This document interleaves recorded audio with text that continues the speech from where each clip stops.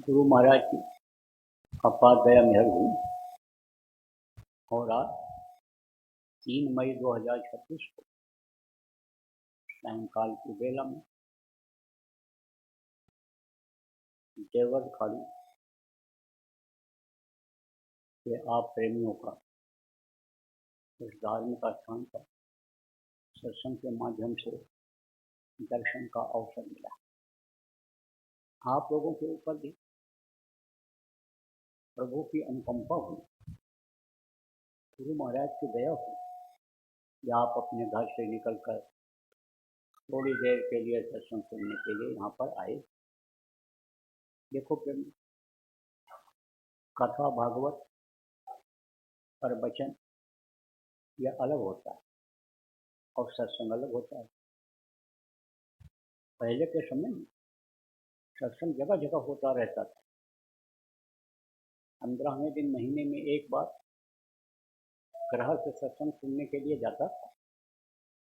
पैदल चल करके 3 दिन पैदल चल करके और संतों के आश्रमों पर लोग जाते थे। जब सत्संग सुनते थे, संतों के बताए हुए रास्ते पर चलते थे, तो आज की तरह से दुख तकलीफ नहीं थी। आज तो देखो घर घर बीमारी, घर घर लड़ाई झगड़ा, रुपया पैसा बहुत कमाते हैं लेकिन मालूम नहीं पड़ता है कहाँ चला जा रहा है, खर्च हो जाता है। लेकिन जब सत्संग के वचनों को लोग पकड़ लेते थे और महात्माओं के बताए हुए रास्ते पर चलते थे, तब एक कमाता था 10 खाते थे। भाई भाई के साथ कैसा व्यवहार करे, पिता पुत्र के साथ कैसा बर्ताव करे, पति पत्नी का फर्ज क्या होता है, ये लोग समझते थे। धर्म को समझते थे, धर्म को मानते थे, धर्म को जानते थे और धर्म को मानते थे। धर्म को जब धारण करते थे, जब धार्मिक थे, तब लोगों के कर्म अच्छे थे। अब तो अगर कर्म क्या चीज होती है, गांव के जो सीधे साधे लोग हो बच्चे उसको भी कर्म क्या होता है। भगवान ने ये मनुष्य शरीर बनाया, इसमें देखो 2 हाथ है, 2 पैर है, 2 आंख है, 2 कान है, मुंह है, पीठ है, पेट है, बहुत सारी चीजों को इसने बना दिया। इसने पैदा होते समय आजाद कर दिया, आज से अच्छा करो, बुरा करो, पैर से अच्छे काम के लिए जाओ, बुरे काम के लिए जाओ, मुंह से अच्छा बोलो, बुरा बोलो, आंख से अच्छा देखो, बुरा देखो, कान से अच्छा सुनो, बुरा सुनो, आपको आजाद कर दिया। अब अगर इन्हीं अंगों से, शरीर के अंगों से बुरा कर्म अगर बन गया तो उसकी सजा मिलने लग जाती है। खाने पहनने की दिक्कत नहीं है, बढ़िया घर बना हुआ है, दरवाजे पर गाड़ी खड़ी हुई है, जमीन जायदाद भी है, बिजनेस व्यापार भी है, इज्जत है, नाम है, लेकिन शांति नहीं है घर में। हमारे पास एक आए बहुत बड़े थे, जिनके आगे पीछे गाड़ियां दौड़ती थी, होटल बजाती हुई, बोले आपसे कुछ बात करना है। कहा आइए, पैसे दिया मैंने कहा आइए बैठिए। जैसे कमरे में बैठे तैसे बोले कि जीत करके सब जगह आता हूँ और घर में जैसे आता हूँ तैसे खाना पीना सोना हराम हो जाता है। अब आप सोचो, बाहर से आप देखोगे तो ये बहुत सुखी और संपन्न है, लेकिन अंदर में खोखलापन है, अंदर में बहुत दुखी है। इनको बड़ा आदमी कहते हो, सुखी कहते होगा। नींद की गोली ज़्यादातर इन्हीं लोगों के घरों में मिलेगी।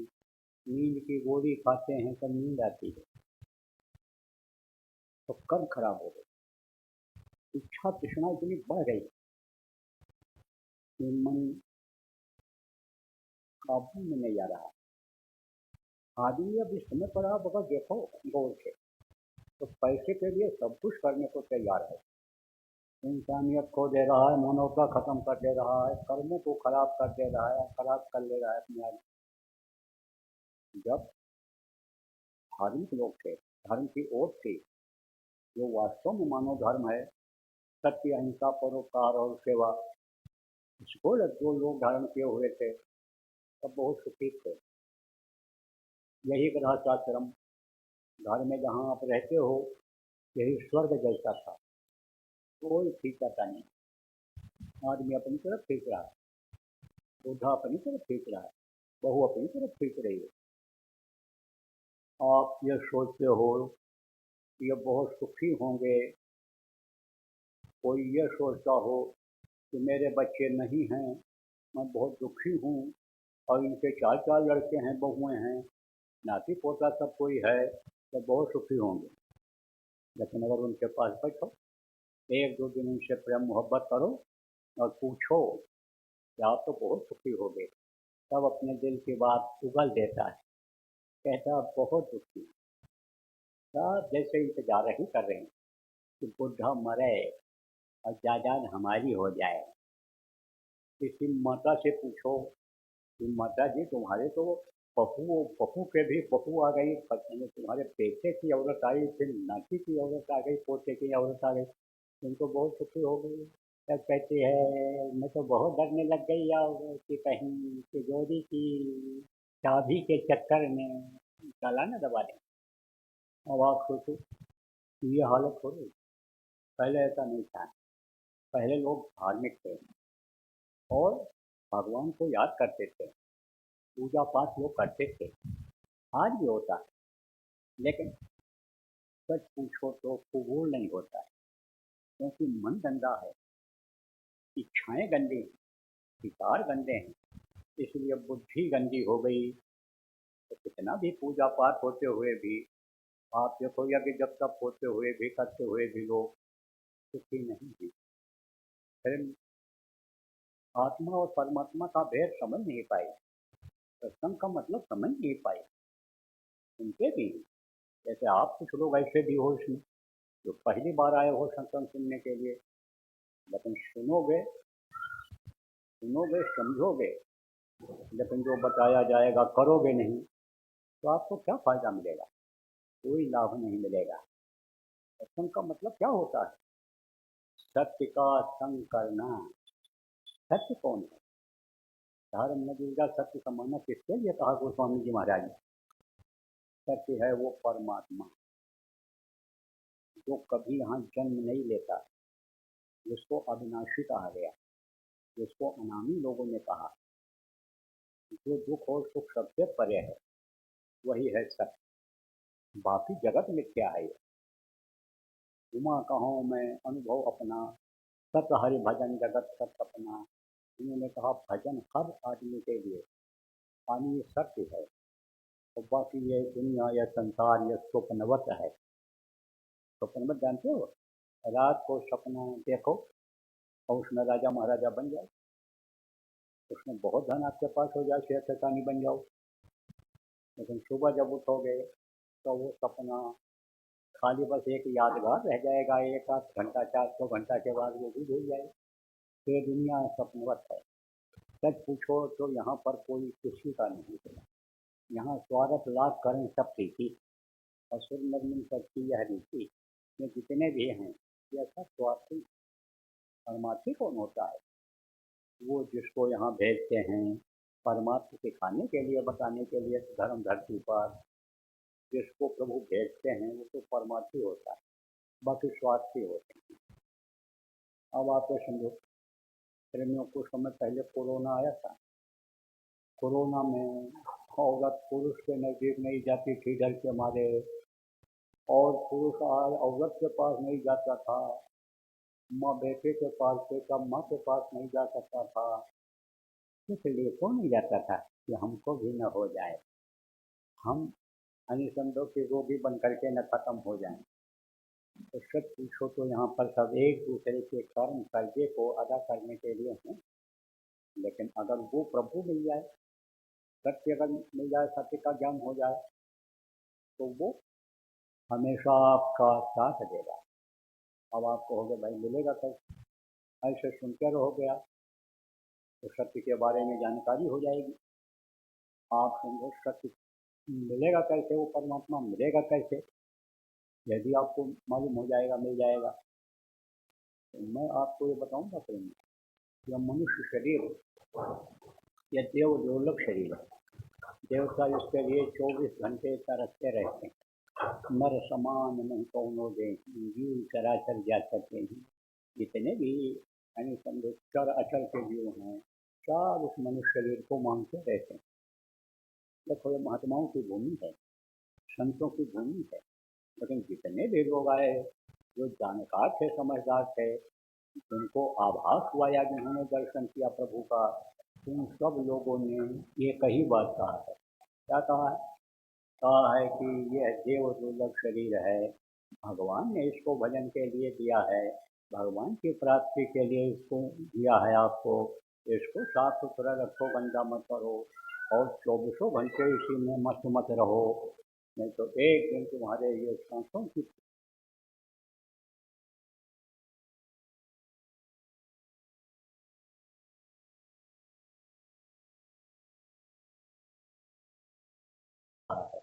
क्या कहा है? कहा है कि यह देव दुर्लभ शरीर है, भगवान ने इसको भजन के लिए दिया है, भगवान की प्राप्ति के लिए इसको दिया है आपको। इसको साफ सुथरा रखो, गंदा मत करो, और 24 घंटे इसी में मत रहो, नहीं तो एक दिन तुम्हारे ये सांसों की पूंजी जो खर्च करने के लिए मिली है, यह खत्म हो जाएगी। देखो प्रभु, जहाँ पर आप रहते हो ये मृत्युलोक है। जहाँ का मृत्युलोक का मतलब क्या होता है? कि जहाँ आदमी मरता है, जीता है, इसी को भवसागर कहा गया। भवसागर जहाँ आदमी हंसता है, रोता है, जहाँ खाता है, सोता है, टट्टी पेशाब करता है, कमाता है, पैदा होता है, मरता है, यही है भवसागर। इसी को मृत्युलोक कहा गया, क्योंकि यहाँ का यह नियम है, जो पेड़ फलता है वो झड़ता है, और जो आग जलती है वो बुझती है, और जो पैदा होता है वो मरता है। ये मृत्युलोक है, यहाँ कोई अमर हो नहीं रहा है। यही कारण है।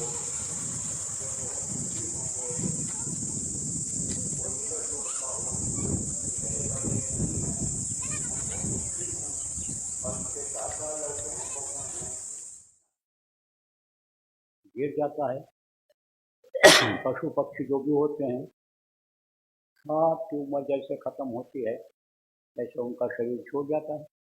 तो हमको आपको भी उम्र मिली हुई, और ये दिन और रात जो आते हैं ये बताते हैं कि इतना समय तुम्हारा निकल गया। तारीख बदलती है, तिथि बदलती है, महीना बदलता है, साल बदलता है, सन बदलता है, जिसको आप कहते हो, ये सब चेतावनी देते हैं कि इतना समय निकल गया। अब यह आपका भ्रम और भूल है बच्चियों, कि कहते हो मेरा लड़का 8 साल का हो गया, 10 साल का हो गया, बढ़ रहा है, इसका जन्मदिन है, आज पूरी मिठाई बनाओ, खाओ, खिलाओ, नाचो गाओ, जश्न मनाओ, मेरा लड़का बढ़ रहा है। बढ़ नहीं रहा, घट रहा है। एक एक साल उम्र कम होती चली जा रही है। अब मनुष्य शरीर पाने का मतलब अगर आप नहीं समझ पाए कि किस लिए मिला है, और इसके लिए कोई उपाय नहीं किया, तो जब सांसों की पूंजी खत्म हो जाएगी, तो जहाँ कहीं भी खत्म होगी, ये शरीर ध्यान से गिरेगा, फिर ये न बोलेगा न डोलेगा, कुछ इसमें नहीं रह जाएगा, और इसी को लोग मिट्टी कहने लग जाएंगे। इतने आदमी यहाँ बैठे हो, अभी किसी के शरीर के ऊपर हाथ रख करके कहो ये तुम्हारा मिट्टी है, तो कहेगा नालायक कहीं के मिट्टी बता रहा है। और जबरदस्त होगा, कमजोर होगे तो थप्पड़ भी मार देगा, और अगर वो कमजोर होगा, आप जबरदस्त होगे तो मन ही मन में कहेगा इनको दिखाई नहीं पड़ता, मोतियाबिंद हो गए आँख में, दिन में नहीं दिखाई पड़ता है, लोगों को रात में नहीं दिखाई पड़ता, रतन की होती है, इनको दिन में नहीं दिखाई पड़ता, लेकिन मरने के बाद हर इंसान के शरीर को लोग मिट्टी और कहते हैं ले जाओ जलाओ, नहीं मिट्टी खराब हो जाएगी। बस सारी कमाई धमाई, सारा पुत्र परिवार, धन दौलत, मान प्रतिष्ठा जब इंसान कमाता है, वो सब यहीं का यहीं रह जाता है। कर्मों की सजा मिलती है, बुरा कर्म की बुरा सजा, अच्छे कर्म की अच्छी सजा। जब पूरी करता है तो कहाँ जाता है? स्वर्ग और वैकुंठ में जाता है। लेकिन यह भी आपको बता दें, अभी शायद कोई नहीं बताया होगा जो पहली बार आप आए हो, तो स्वर्ग और वैकुंठ के जीवों को भी इस मृत्युलोक में आना पड़ता है। पूरी क्षीणे मृत्यु लोके इसीलिए कहा गया है। वहाँ बहुत सुख है, देवलोक में बहुत सुख है, बहुत आनंद है, लेकिन वो चेतन है, चेतन लोक है। और ये आपका भूल भ्रम का लोक है, ये देश है।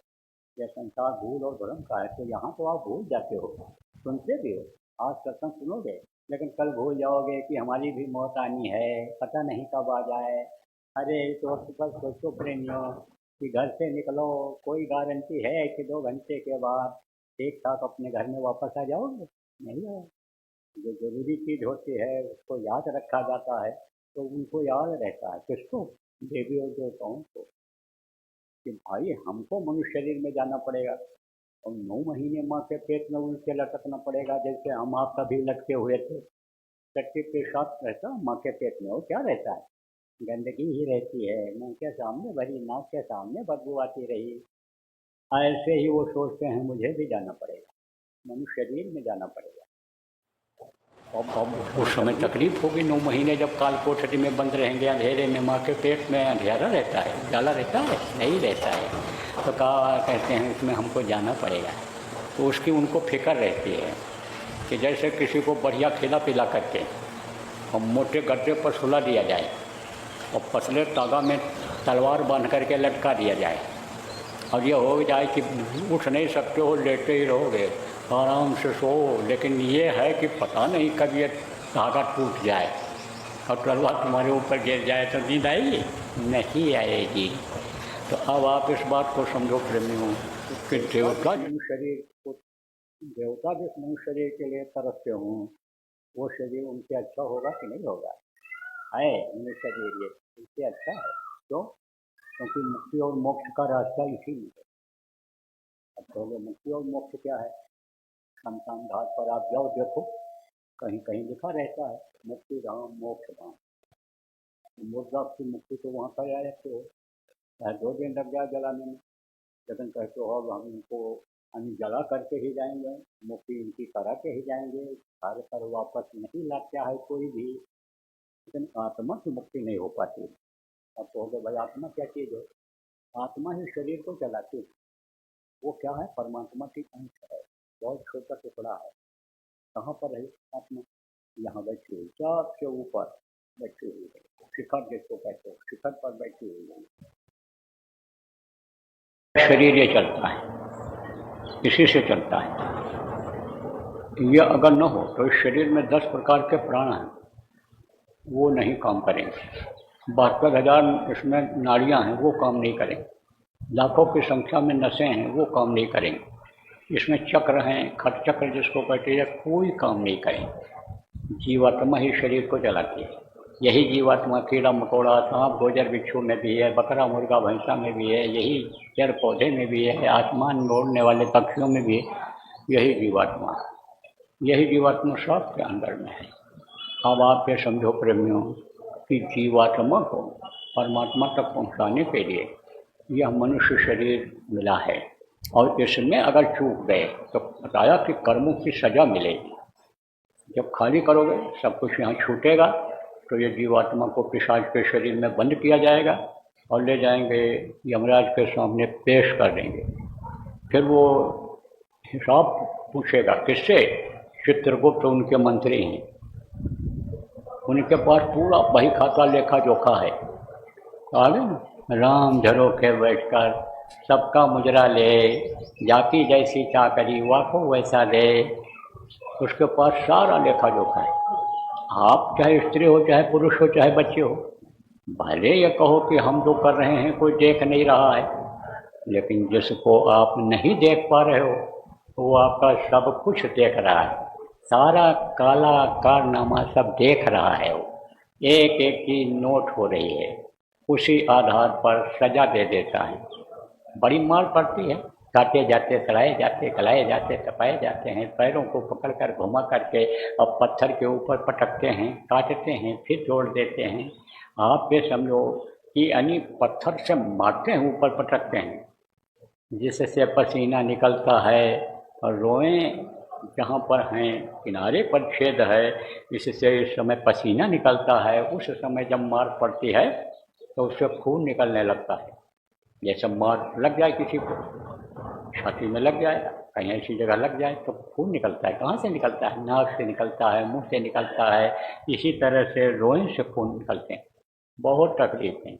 22 प्रकार के बड़े बड़े नर्क हैं, कुल मिला के 42 प्रकार के नर्क हैं, उनमें बहुत दिन रहना पड़ता है। वहाँ से जब छुटकारा मिलता है तब आपसे समझो कीड़े मकोड़े जो ये बताया, इन योनियों में 84 लाख योनियाँ जिनको बताई गई उनमें जाना पड़ता है कि 9 महीने माँ के पेट में लटकने के बाद तब यह मनुष्य शरीर मिलता है। तो कहा बड़े भाग्य मानुष तन पावा और शुद्ध दुर्लभ सदगन सिंह गावा। कहा ना कि कोट जन्म जब भटका खाया और तब यह नर्तन दुर्लभ पाया। करोड़ों जन्मों में भटकने के बाद तब यह मनुष्य शरीर मिला है। लेकिन यह जो मनुष्य शरीर मिला, जिसको जैसा आपको बताया देव दुर्लभ शरीर है, इसी में भगवान मिलता है। देखो ये हमारे गुरु महाराज की तस्वीर लगी है, जो बाबा जय गुरुदेव जी महाराज के नाम से जाने जाते थे।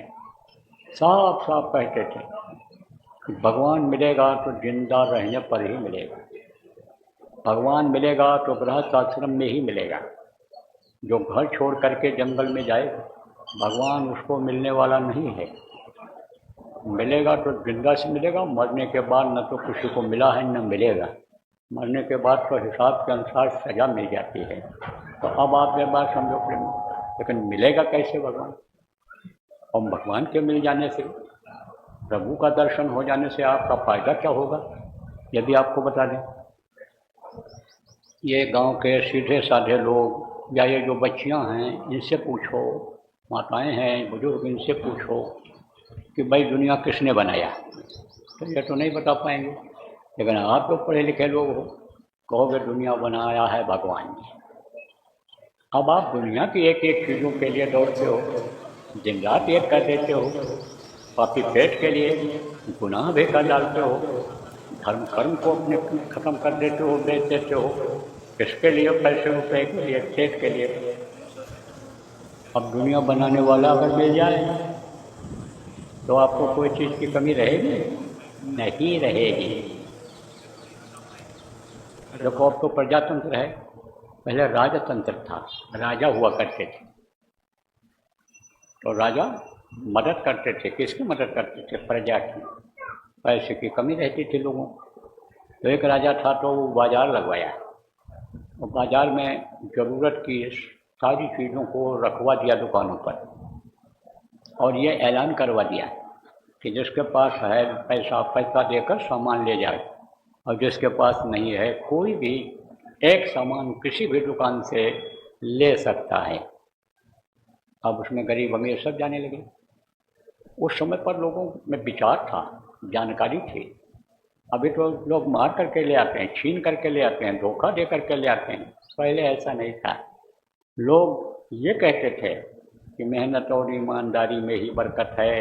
यही हम भी कहते, हमारे गुरु महाराज भी कहा करते थे कि मेहनत और ईमानदारी में ही बरकत है, बढ़ोतरी है। मार कर लाओगे तो कोई मार कर ले जाएगा, काट करके लाओगे काट कर ले जाएगा, ठग करके लाओगे ठगी करके ले जाएगा, वो आपका नहीं होगा।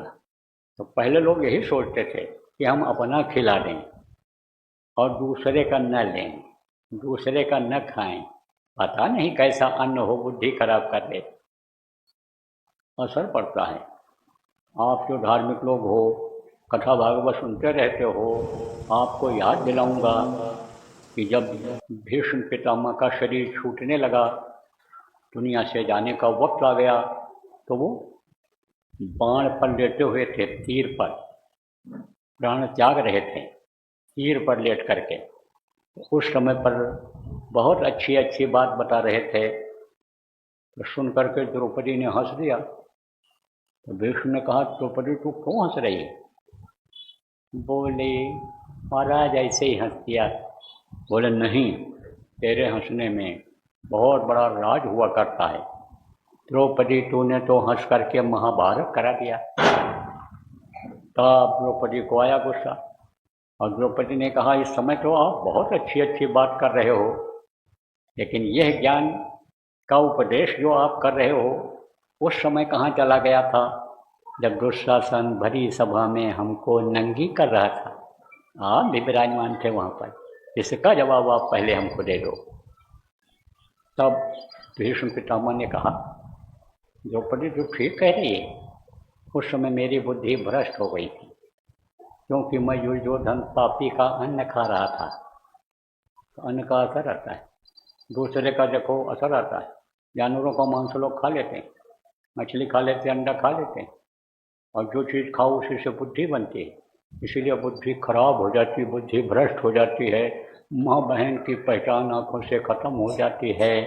तो अब आप ऐसे कि बाजार लगवाया राजा ने, बहुत अच्छा अच्छा सामान सब रखवा दिया कि कोई भी सामान कोई ले ले, जिसके पास पैसा ना हो तो पैसा रुपया वाले तो खरीद कर ले जाते थे, और नहीं रहता उनके तो वो अपना सामान, कोई तवा ले ले, कोई लोटा ले ले, कोई कढ़ाई ले ले, कोई बेलना ले ले, कोई चकला बेलना ले ले, कोई कुछ, कोई जिसको जो ज़रूरत रहती थी ले लेता था। तो एक बुढ़िया गई, तो बुढ़िया बाजार को देखते हुए बाहर निकलने लगी, नहीं लिया कुछ भी उसने।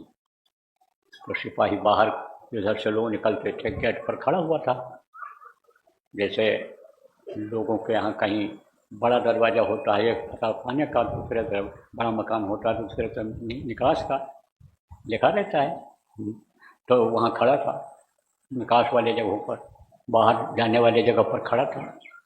तो बुढ़िया जब जा रही थी तब उसने कहा सिपाही ने, कह रहे माता तू खाली हाथ क्यों जा रही है, तू नहीं लिया कुछ सामान? बोली सामान मिल जाएगा। उसने कहा बाजार इसीलिए राजा ने लगाया है, और मुझे नौकरी करते हुए यहाँ 40 साल हो रहा है, मैंने तो देखा यहाँ से कोई खाली हाथ गया ही नहीं, तू ही खाली हाथ जा रही है। तब बुढ़िया ने कहा कि अच्छा यह बताओ कि बाजार यह बनवाया किसने, लगवाया किसने? सिपाही ने कहा राजा साहब ने। कहाँ है राजा साहब, हमको दिखाओ। बोला चलो। तो पर्दे के ओट में, चोरी चकारी होती नहीं थी उसमें, बस खाली कुत्ता बिल्ली के लिए अर्धा पर्दा या कोई चीज़ लोग लगा देते थे, इतनी ईमानदारी थी। जननी समझा नहीं पर नारी, देखो राम के राज्य में क्या था, जननी समझा नहीं पर नारी, और धन पर आए विष्टे विष भारी। दूसरे के धन को लोग जहर से जहर समझते थे, दूसरे की माँ बहन को अपनी माँ और बहन की तरह से समझा करते थे, बहुत ईमानदारी थी। तो पर्दे के अंदर बैठे हुए थे राजा साहब। सिपाही गया, कहा हजूर ने बाजार बनवाया। तब बुढ़िया ने सिपाही से कहा तो मुझे इन्हीं को दे दो, राजा साहब को ही दे दो, ये मेरे हो जाएंगे, तो मैं जब चाहूँगी तब बाजार लगवा लूँगी, बनवा लूँगी, एक नहीं 4 लगवा लूँगी बाजार, मैं एक सामान क्यों ले जाऊँ? तो कहा गया ये कह साधे सब सद है, और सब साधे सब जाए। अगर वो मिल जाए, प्रभु मिल जाए, तो उसी से अभी आपका लोक भी बन जाए, परलोक भी बन जाए। तो लोक बनाना किसको कहते हैं? लोक बनाना जैसे बहुत से लोग आप कहते हो कि भाई ये अच्छा खाते हैं, अच्छा पहनते हैं, अच्छे गाड़ी घोड़ा पर चलते हैं, अच्छे मकान में रहते हैं, लोग इनको प्रणाम सलाम करते हैं, इनका लोक बना हुआ है। और परलोक बनाना किसको कहते हैं? जहाँ पर रहते हो मृत लोक है, इसके ऊपर में सब देव लोक हैं, जैसे यह सूर्य लोक, चंद्र लोक, इंद्र लोक, आप ये समझो कि यानी ब्रह्मा लोक, विष्णु लोक, शिव लोक, इनकी माँ आद्या महाशक्ति का लोक, आप समझो इनके पिता ईश्वर का लोक, ब्रह्म लोक, पार ब्रह्म लोक, सतलोक, अलख लोक, अगम लोक, अनामी लोक, बहुत से लोक हैं ऊपर में। तो वहाँ आना जाना शुरू हो जाए तो उसका परलोक बन जाता है। अब आप कहोगे भाई वहाँ कैसे जाएंगे, वहाँ जाने का रास्ता कहाँ है? वहाँ पहुँचने का, स्वर्ग में जाने का, वैकुंठ में जाने का, इसी मनुष्य शरीर में देवी देवताओं के दर्शन करने का रास्ता है, इसी में प्रभु का दर्शन होता है। यह सब लिखा पढ़ी में बात आती है। जब देखा कबीर साहब ने दर्शन किया, जब अंदर में प्रभु का दर्शन किया, तब उन्होंने कहा ज्यों तिलमाही तेल है, क्यों चकमुक में आग, तेरा साईं तुझ में जान सके सो जान। पत्थर में ऐसे पत्थर को रगड़ो, चिंगारी निकलती है, उसमें से आग निकलती है, लेकिन बाहर से पता चलता है? नहीं चलता है। तिल में तेल होता है, बाहर से पता चलता है? नहीं पता चलता है। जब उसको पेरते हैं तब पता चलता है। मेहंदी ये बच्चियाँ लगाती हैं, मेहंदी में बाहर से थोड़ा पता चलता है कि यह लाल है, बाहर से पत्ता हरा दिखाई पड़ता है, उसको जब पीसो तब उसमें लाली निकलती है, तब पता चलता है कि यह लाल है।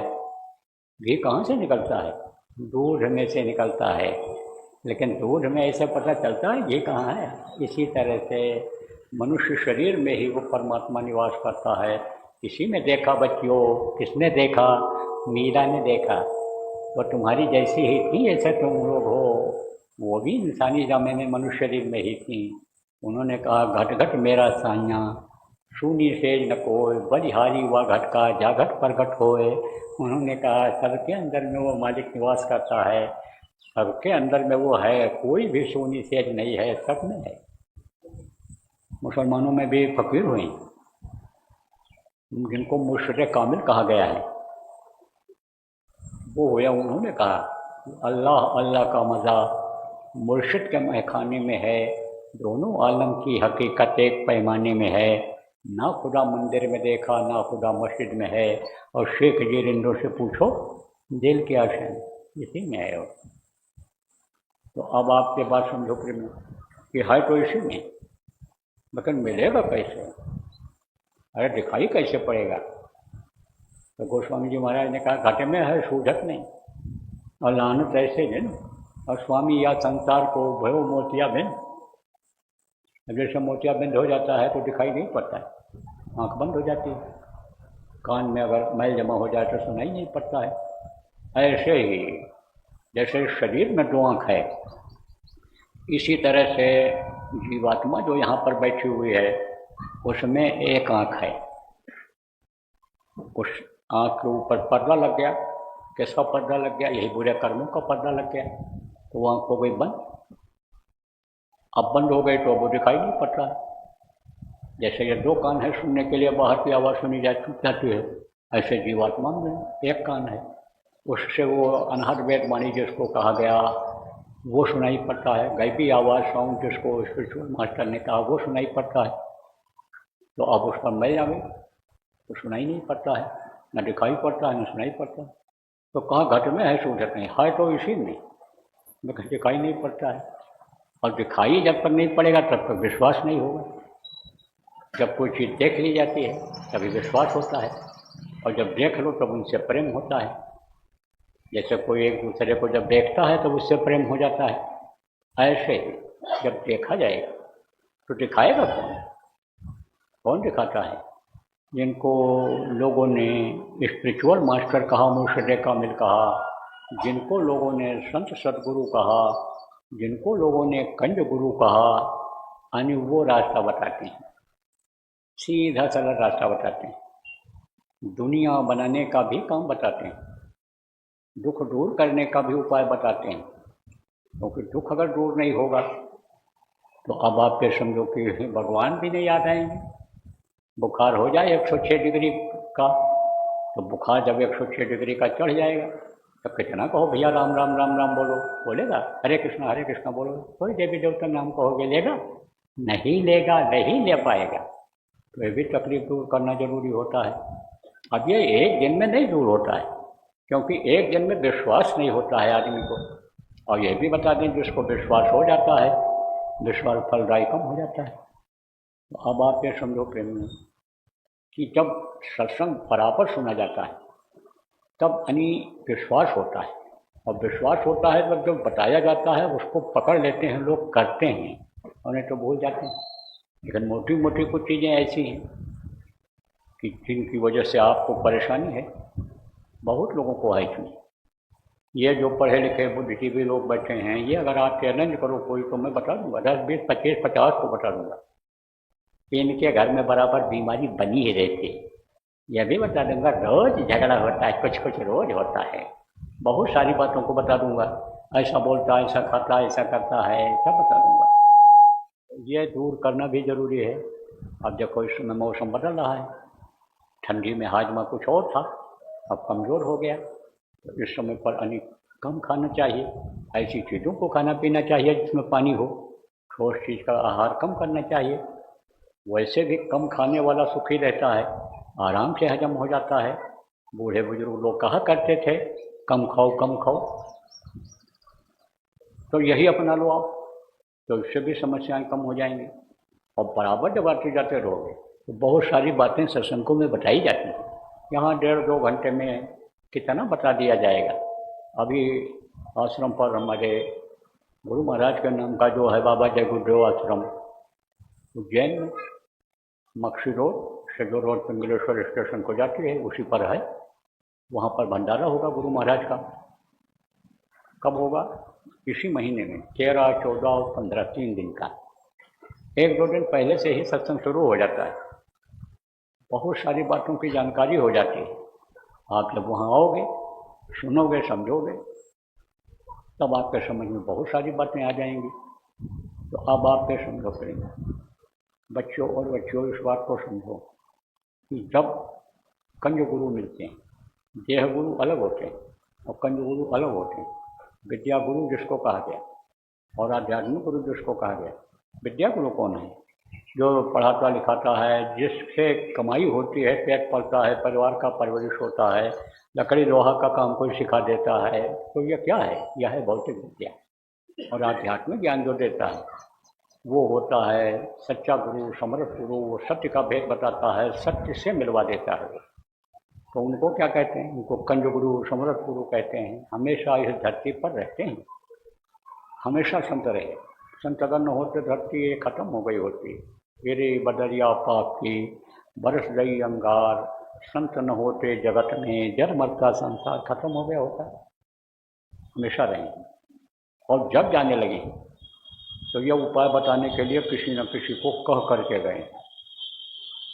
आप समझो, सबसे पहले कबीर साहब का पदार्पण हुआ। जो पूरे संत थे, पहुँचे हुए थे। वो कहाँ तक? सतदेव प्रभु के पास तक पहुँचे हुए थे। उन्होंने वो जब जाने लगे तो किसको कहा? उन्होंने नानक जी को। नानक जी ने जो 10 गुरु हुए उनको बताया। एक दूसरे को लोग बताते चले गए। आप समझो कि अब ये लोग नाम बताएंगे प्रभु का, ये भेद बताएंगे। उसके बाद में आप समझो जब वो चले गए तो श्यामराव जी, आप समझो वो आए, उनको अन्य समझो अधिकार मिला। फिर उन्होंने किसको दिया? समझो प्रेमियों, उन्होंने दिया राधा स्वामी मतलब मत को जो चलाए, जो जगाया राधा स्वामी नाम को, जिनको सूर्यदयाल जी महाराज कहा गया है, उनको अधिकार मिला। उन्होंने फिर इधर गरीब साहब और फिर इधर आपके विष्णुदयाल जी महाराज और गुरुलाल जी महाराज, हमारे गुरु महाराज को उन्होंने अधिकार दिया। तो बराबर यह संतों की वंशावली रही है। अब गुरु महाराज के भी जाने का समय जब नज़दीक आया तो मुझनाथ जी को आदेश दे दिया कि ये पुरानों की संभाल करेंगे और नए को नामदान देंगे।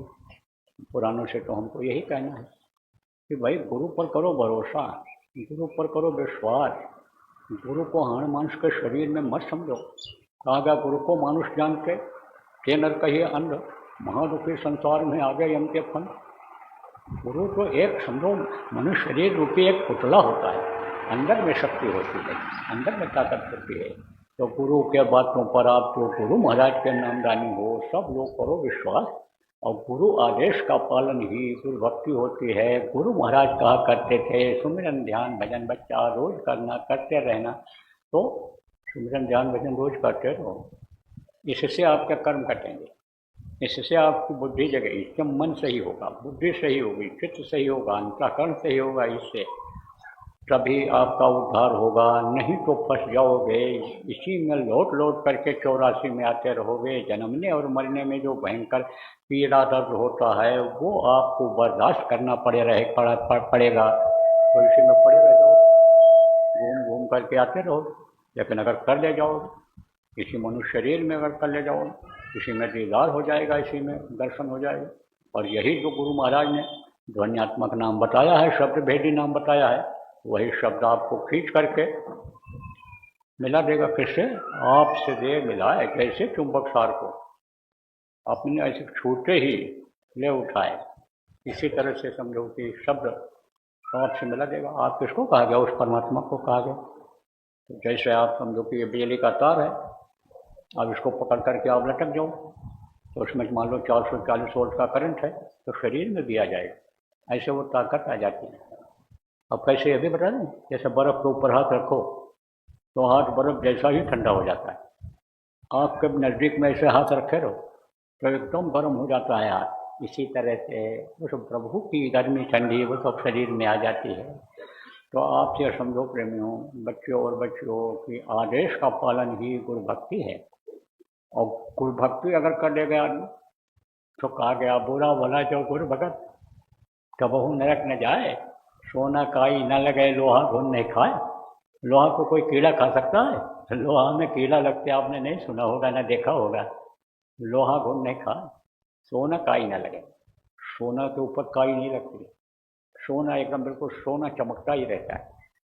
तो अब आपसे समझो सोना काई न लगे लोहा घुन नहीं खाए, और बुरा भला जो गुरु भगत कबहू नरक न जाए। फिर नरक से बच जाओगे, नरकों में बहुत मार पड़ती है जैसे आपको बताया। तो गुरु भक्ति करो, गुरु भक्ति मुझे भी करनी है, यही निशाना शुरू से बनाया, गुरु भक्ति करने का ही बनाया। और गुरु भक्ति की वजह से ही देखो आपने हमको ये ऊंचा स्थान दिया, ये बना दिया हमारे लिए। और ये सब व्यवस्था आपने कर दी कि कुछ दो बात सुनाएंगे, अच्छी बात सुनाएंगे, लोगों का भला होगा, लोगों का लोक पर लोक बनेगा, लोगों का दुख दूर होगा। तो ये किसका फल है? गुरु भक्ति का ही फल है ये। तो अब आप फिर समझो कि गुरु के आदेश का पालन करूंगा, क्योंकि गुरु महाराज ने कहा था कि नए लोगों को नामदान देंगे। तो आप जो नए लोग आए हो, आपको नामदान दूंगा। कौन सा नाम बताऊंगा? देखो जैसे दो गुरु बताया मैंने, विद्या गुरु और आध्यात्मिक गुरु। इसी तरह से दो तरह का नाम होता है। एक मुँह से लेने वाला नाम होता है जिसको वर्णात्मक नाम कहते हैं, और एक ध्वन्यात्मक नाम होता है जिसको सुना जाता है, मुंह से नहीं लिया जाता है। तो वर्णात्मक नाम कौन सा है इस समय? जैसे त्रेता में राम भगवान जब थे, राम नाम में शक्ति थी, द्वापर आया कृष्ण नाम में शक्ति आई, कबीर साहब आए सत्साहम नाम में शक्ति आई, वाहेगुरु में शक्ति आई, जब नानक जी थे राधा स्वामी नाम शक्ति आई, जब सूर्यदयाल जी महाराज थे। इसी तरह से इस वक्त पर जय गुरु नाम में शक्ति है। यह हमारे गुरु महाराज का जगाया हुआ नाम है। अब जगाते कैसे हैं ये भी बता दें। आप कहाँ से जुड़े हुए हो यह आपको नहीं मालूम। परमात्मा से जुड़े हुए हो। कैसे जुड़े हो? पतले तार के द्वारा। वही तार जब कट जाता है तब राम नाम सत्य हो जाता है, फिर कोई जिंदा नहीं रह सकता है। तो तार से जुड़े हो। ऐसे ही जो संत होते हैं, सदगुरु होते हैं, वो तार से जोड़ देते हैं जीवात्मा। जीवात्मा तार से जोड़ देते हैं किसको? नाम को। नाम को जोड़ देते हैं वो। तो ये जो जय गुरु नाम है, ये मुँह से लेने वाला नाम, इसमें प्रभु की शक्ति, परमात्मा की शक्ति आज भी है। इस नाम से अगर आप उसको पुकारोगे सच्चे दिल से, तो आपकी वो मदद करेगा। बहुत से लोगों को फायदा हुआ, मुसीबत में, तकलीफ में जय गुरुदेव नाम बोले, बीमारी हालत में, अन्य तरह की मानसिक तकलीफों में भी बोले, उनको फायदा हुआ। आप ये समझो प्रेमियों, जब बताया गया कि 1 घंटा सुबह शाम जय गुरुदेव नाम की ध्वनि बोलना शुरू करो, और लोगों ने बोलना शुरू किया, तो बहुत कुछ राहत घर में हो गई। तो ये प्रभु का मुँह से लेने वाला नाम। और दूसरा नाम ध्वन्यात्मक नाम, जिसको कहा गया शब्द भेदी नाम कहा गया। शब्द से ही दुनिया बनी, संसार बना। तो शब्द वाला नाम वो है, वो भवसागर से पार करेगा। नाम लिया तो बहुत सुख सुखाई, जिसके लिए गोस्वामी जी महाराज ने कहा कि नाम लेते ही ये भवसागर सूख जाए और आराम से पार कर ले जाओ जिंदगी, कोई दिक्कत ना आवे। पानी भरा हो, पानी में से घुस के जाना हो बड़ा मुश्किल, ज़्यादा पानी हो जाए डूब जाओगे। और अगर सूखी है नदी, रास्ता सूखा है, आराम से दौड़ते हुए चले जाओ। तो अब आप ये समझो भवसागर पार करने वाला नाम है ये। गोस्वामी जी महाराज ने कहा ना, कलयुग योग यज्ञ नहीं किया ना। शुरू में मैंने आपको बताया कि ये सब लोग कर रहे हैं, लेकिन फायदा नहीं दिख रहा है, तकलीफ नहीं जा रही है, मानसिक कष्ट नहीं दूर हो रहा है, बरकत रुपया पैसा नहीं मिल रही है, बीमारियां नहीं जा रही। शुरू में बताया, आपको याद करा रहे हैं। तो कहा कि इस वक्त पर कलयुग योग यज्ञ नहीं किया ना, एक आधार नाम गुणगान। नाम की महिमा अगर मालूम हो जाए, नाम अगर मालूम हो जाए, तो इसी से सब काम बन जाएगा, लोक पर लोक दोनों बन जाएगा। लेकिन उस नाम को, जिसको कहा राम न सकहि नाम गुण गाई, कहाँ लग करूँ मैं नाम बढ़ाई, नाम की महिमा का वर्णन कहाँ तक करूँ, राम भी नहीं जिसको समझ सके, वो नाम मिलेगा कहाँ। नाम रहा संतन आधीनाथ, संत बिना कोई नाम न चीना। तो गुरु महाराज हमारे संत थे, वो देते थे। आप लोग कोशिश में बैठे हो जो गुरु महाराज के नामदानी हो, वो जब गए तो मेरे लिए हुक्म दे गए, तो मैं आज आपको वो नाम बताऊं। तो ये तो मुझसे लेने वाला नाम एक नाम है जय गुरुदेव नाम, और वो जो ध्वन्यात्मक नाम है वो है 5 नाम। अब आप समझो बच्चों और बच्चियों, जिसका नाम होता है उसका रूप होता है, उसका स्थान होता है, और उसकी होती है आवाज़। जैसे आपका नाम है और आपका रूप ये चेहरा है, और आप कहीं रहते हो आपका स्थान है, ऐसे ही ये 5 धनी हैं, इनका नाम है, इनका रूप है, इनका स्थान है, और इनकी है आवाज़। तो वो मैं अभी आपको बताऊंगा, रटाऊंगा, याद कराऊंगा। जितना आप याद कर सको याद कर लो, जो न याद हो पावे उसका लिखा हुआ कागज यहीं आपको सत्संग के बाद मिल जाएगा। न मिल पावे, अगर आपको न मिल पावे तो पुराने लोगों से पूछ करके लिख लेना और याद कर लेना। बताना मत किसी को। अगर आप बता दोगे या लिख कर दे दोगे नए आदमी को, या रिकॉर्ड करके सुना दोगे, तो आपका कोई फ़ायदा नहीं होगा। अब यह नाराज हो गए तो नुकसान हो जाए, तो नुकसान का कोई काम आप मत करना। दूसरी चीज़, आँख से देखने को ध्यान कहते हैं, माला जपने को सुमिरन कहते हैं, कान से सुनने को भजन कहते हैं। माला जपने का नाम सुमिरन, आँख से देखने का नाम ध्यान, कान से सुनने का नाम भजन। तो अभी मैं आपको ध्यान लगाना बताऊंगा। वो जो आवाज़ आ रही है 24 घंटे, कान अंदर का बंद होने के नाते आपको सुनाई नहीं पड़ता है। उसको सुनने का जब आप अभ्यास करोगे, बराबर बैठोगे, कर्म आपके कटेंगे, तब आपको आवाज़ सुनाई पड़ेगी। तो अब आप ये सुनो कि आवाज़ सुनाई पड़ेगी, आँख खोलेगी तो आपको ऊपरी लोगों के दृश्य दिखाई पड़ेंगे, देख करके खुश हो जाओगे, आवाज़ को सुन करके मस्त हो जाओगे और दूसरों को बताने लगोगे। खुशी में बता देते हैं लोग, और जैसे बताओगे बंद हो जाएगा, फिर उसी के लिए तड़प जगेगी, रोज चिल्लाओगे। इसलिए बताना मत किसी को, कुछ भी दिखाई या सुनाई पड़े तो किसी को भी बताना नहीं है। तो जैसे अभी आपको बताया 3 चीज, 5 नाम बताया, 5 रूप, 5 स्थान, 5 की आवाज़, वो भी आपको बताऊंगा कि कौन सा नाम है, कैसा रूप है, किसका स्थान कहाँ है, उनका आवाज़ कैसी है, उनके सब बताऊंगा। और 3 चीज़ें बताया आपको, माला जपने का नाम सुमिरन, आँख से देखने का नाम ध्यान, कान से सुनने का नाम भजन। ऐसे ही 3 चीज़ और समझो। आपको भी बताया कि 2 आँखें बाहर, एक आँख अंदर है जीवात्मा में, जिसको दिव्य दृष्टि आत्म चक्षु सुनेत्र कहते हैं। थाडाई कहा है, रूहानी आँख कहा है फकीरों ने। तो एक आँख वो है, और 2 कान ये है, इससे बाहर की आवाज़ सुनाई पड़ती है, और अंदर की आवाज़ उससे सुनाई पड़ती है। तो जीवात्मा में कान है, ऊपरी लोगों की आवाज़ वहाँ से आती है, उसको सुनाई पड़ती है। तो 2 कान बाहर, 1 कान अंदर, 3 कान, 2 आँख बाहर, 1 आँख अंदर, 3 आँख, और 3 नाक। कहोगे कि ये कैसे?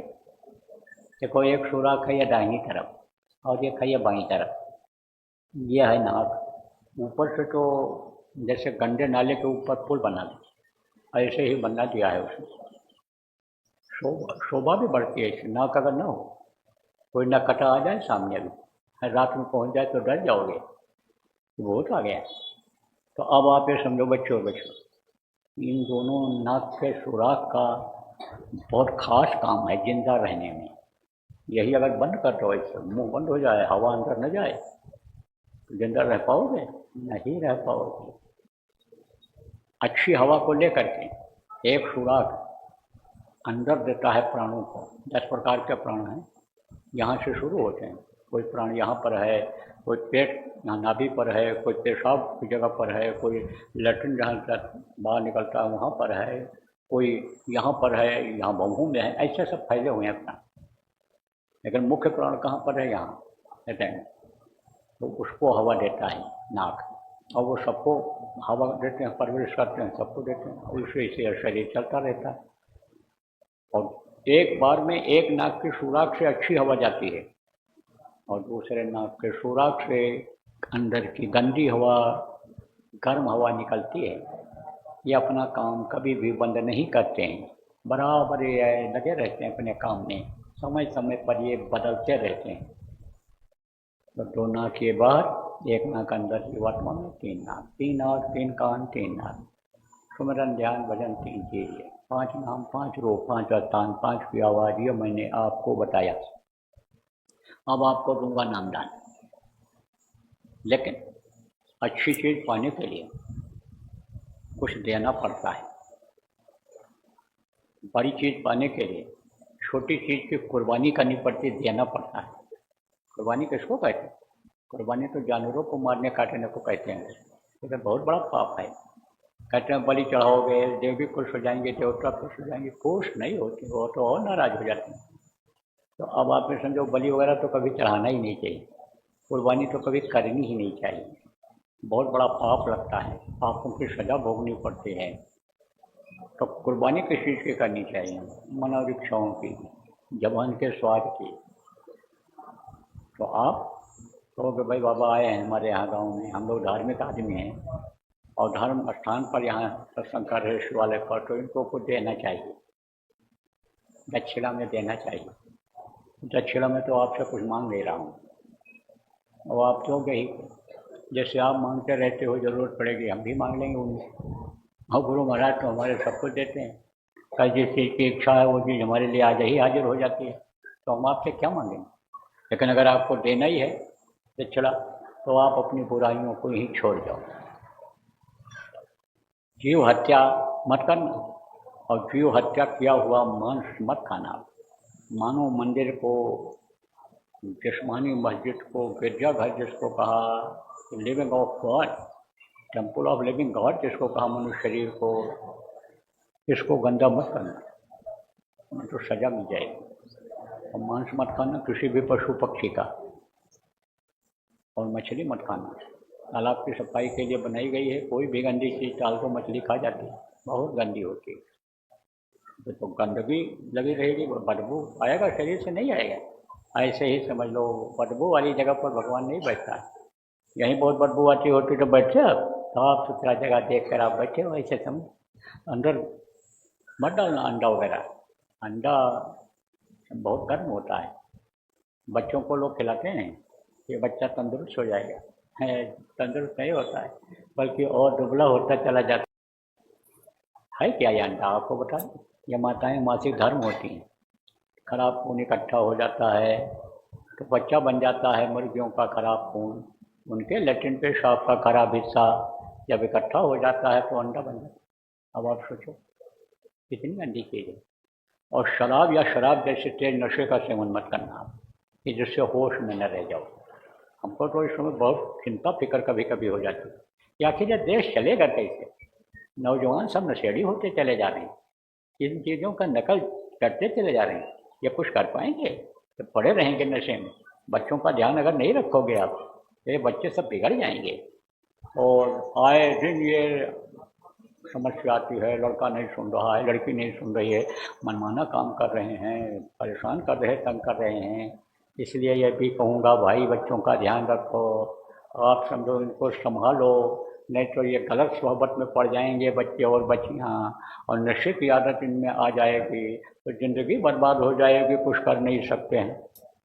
अब इस समय तो आप समझो कि लड़कों से ज़्यादा लड़कियों में नशे की आदत बढ़ती जा रही है, तो ध्यान रखने की ज़रूरत है। तो नशा की आदत छोड़ो आप, संकल्प बनाओगे तो छूट जाएगा। संकल्प में शक्ति होती है। अच्छे का साथ करोगे, अच्छे का साथ लड़के का करा दोगे, अच्छे बच्चे भी हैं सत्संगियों के, तो छूट जाएगा। बहुतों का छूट गया। आप ये समझो, जब समझाया गया, बताया गया, अच्छे का साथ करा दिया गया, साथ का असर आ गया, बदलाव आ गया लोगों में। जो अपराध को यानी समझो खेल समझते थे, अब उनके हाथ में माला आ गया, अब वो वजन सुमरन करने लगे। तो शराब या शराब जैसे तेज नशे का सेवन आप मत करना, किसी भी पशु पक्षी का मांस मत खाना, अंडा मत खाना, मछली मत खाना, और दूसरी औरत के साथ बुरा कर्म भी मत करना। यह भी बहुत बड़ा पाप है, नरक ही जाना पड़ता है, फिर उसको कोई रोक नहीं सकता। कहा व्यसनी धन्य शुभगति व्यभिचारी, जो व्यभिचारी होता है उसको शुभ गति नहीं मिलती है, मार पड़ती ही है नरक।